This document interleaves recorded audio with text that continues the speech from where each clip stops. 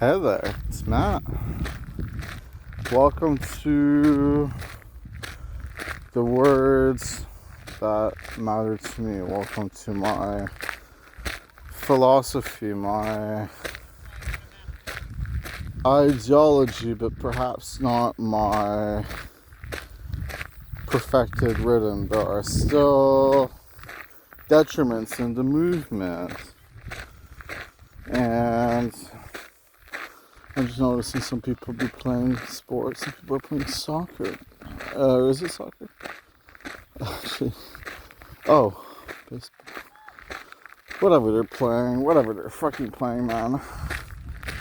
They seem to be enjoying themselves, and meanwhile I'm sport free. My sole exercise is walking, right? As you can tell, taking a nice walk right now.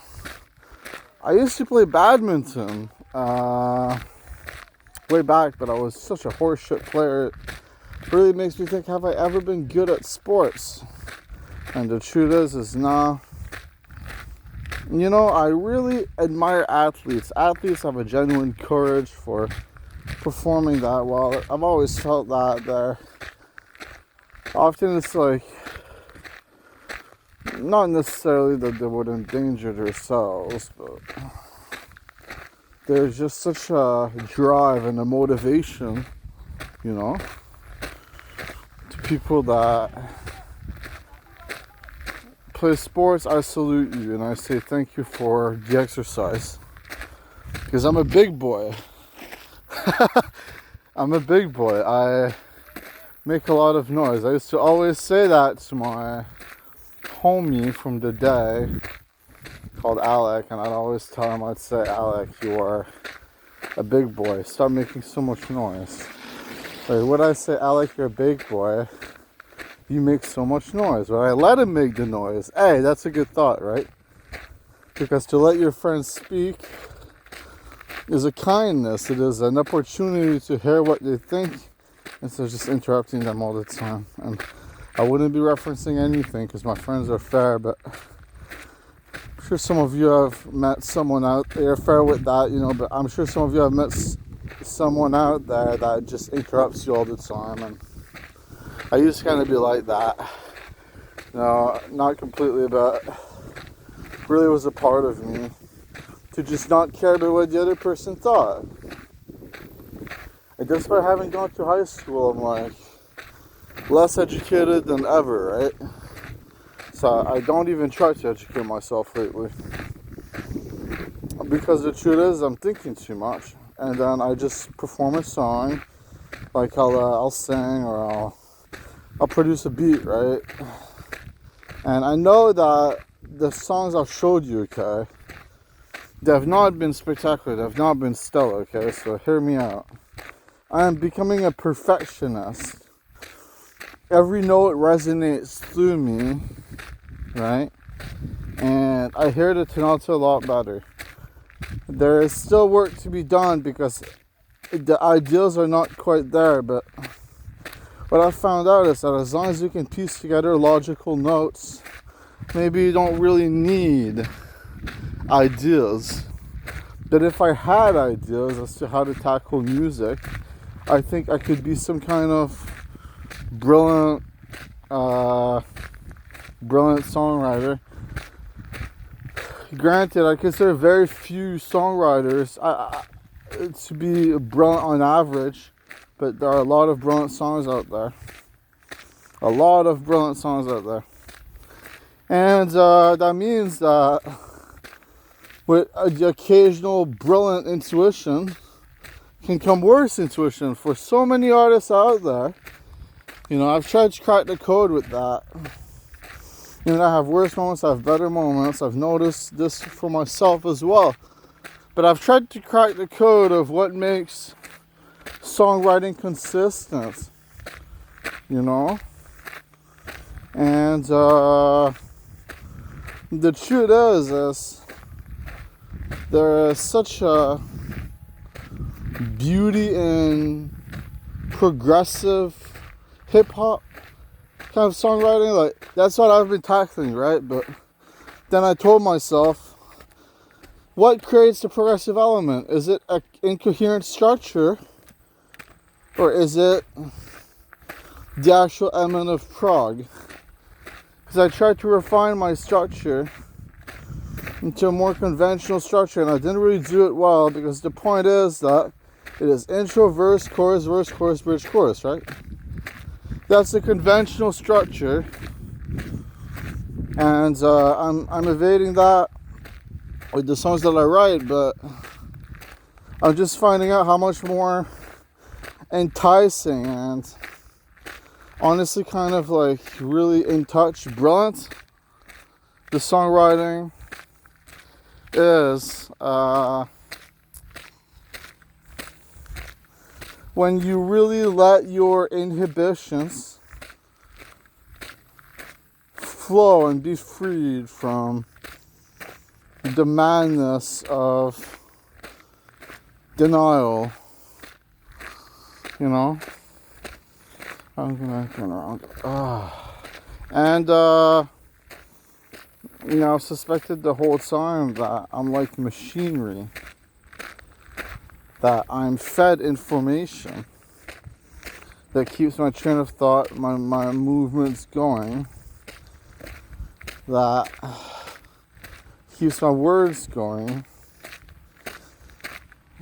You know, I've become convinced, especially the last few months, that I'm sort of an artificial program, a lot more than I am a genuinely natural being. So I know it doesn't really make sense to just say it like that, because I was born out of my mother's stomach and all that, but what if they can alter the mind to the point that you are still yourself and you are evolving, but you are not quite who you would have been. You are a different person, and that is for a reason.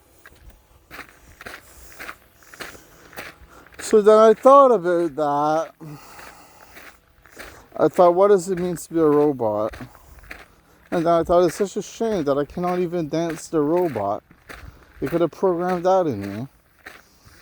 But I guess the point is that I have these good days, then I have these bad days.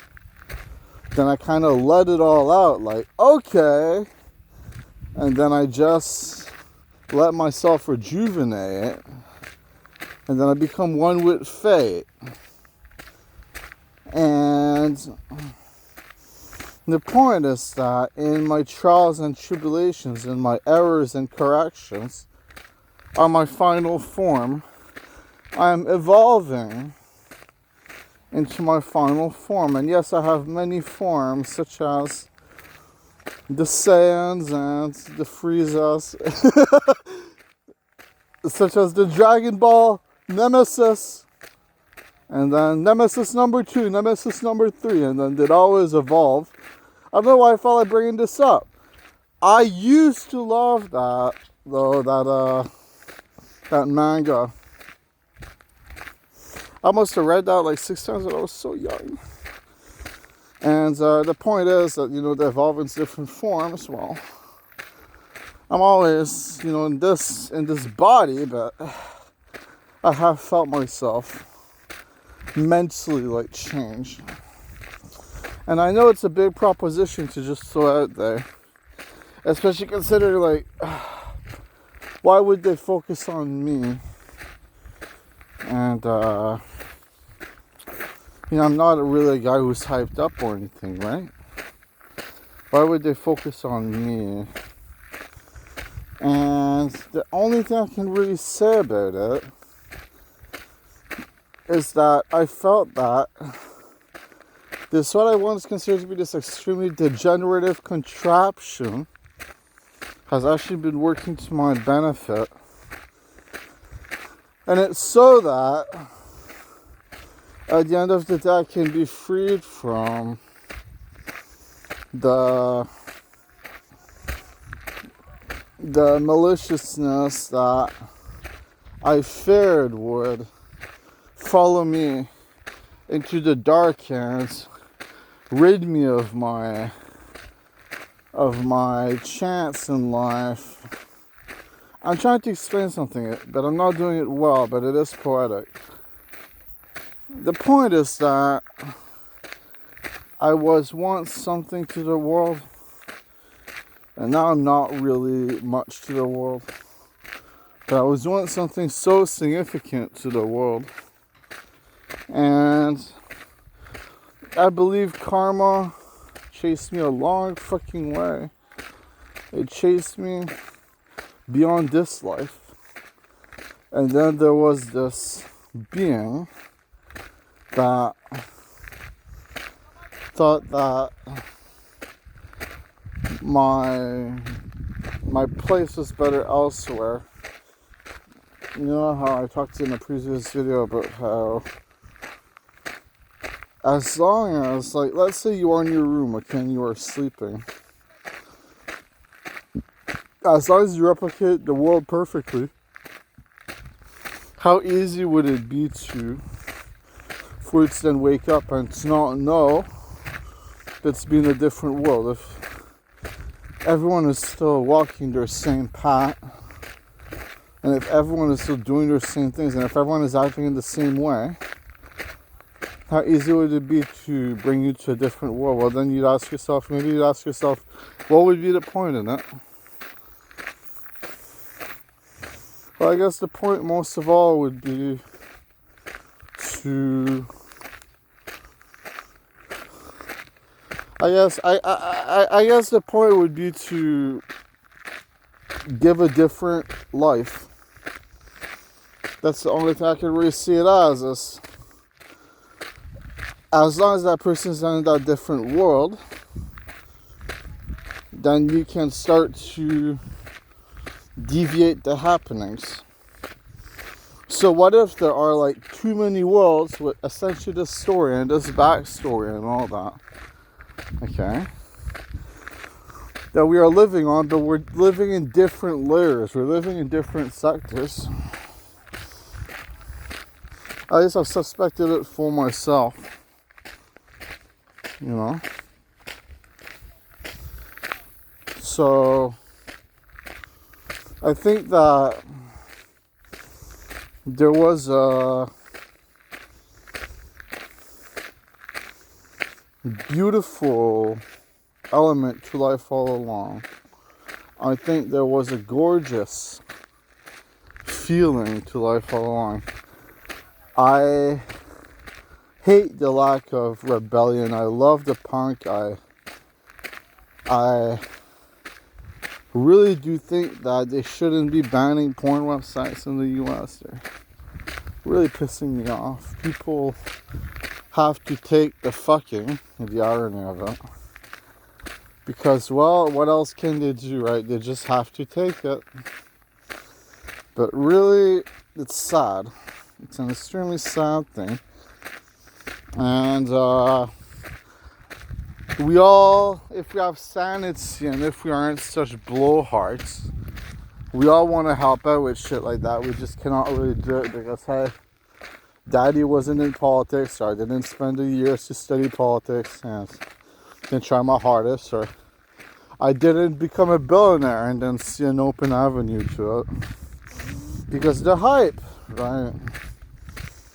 It plays into popularity so much that I'm surprised it hasn't happened more. But